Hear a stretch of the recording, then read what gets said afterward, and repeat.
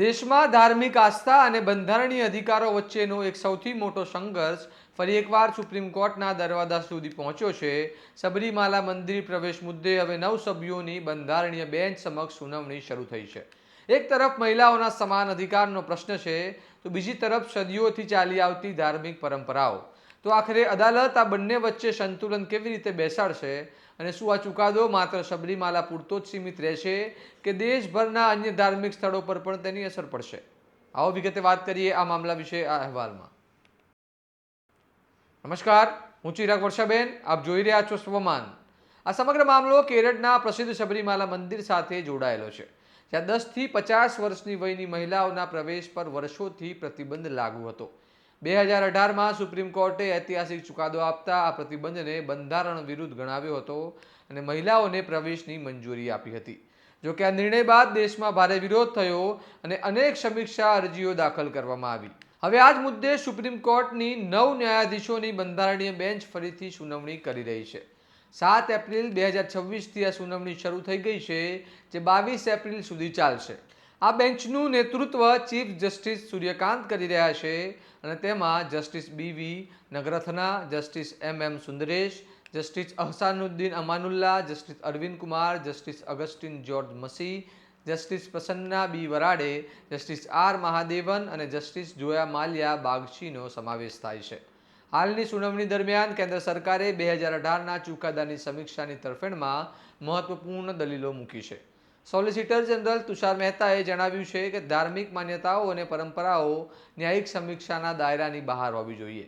જો કોઈ પ્રથામાં ફેરફાર લાવવાનો હોય તો તે વિધાનમંડળનો વિષય છે, અદાલતનો નહીં।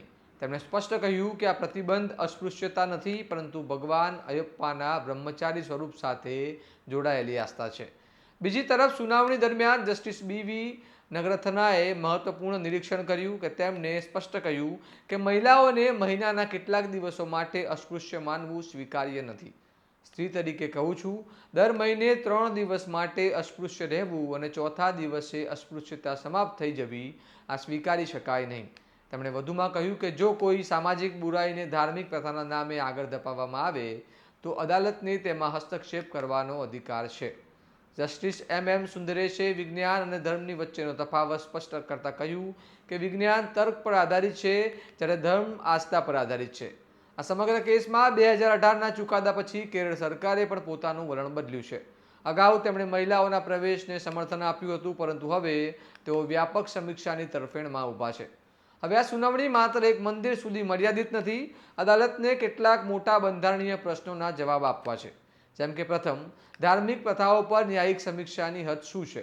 શું અદાલત કોઈ પ્રથા આવશ્યક ધાર્મિક પ્રથા છે કે નહીં તે નક્કી કરી શકે? બીજું, નૈતિકતાનો અર્થ શું છે? શું તે માત્ર સામાન્ય નૈતિકતા છે કે બંધારણીય નૈતિકતા? અને ત્રીજું, શું ધાર્મિક પરંપરાઓ મૂળભૂત અધિકારો કરતાં ઉપર હોઈ શકે? અને ચોથું, શું કોઈ વ્યક્તિ જે ચોક્કસ ધાર્મિક સમુદાયનો ભાગ ન હોય તે સમુદાયની પ્રથાઓનો પડકારી શકાય?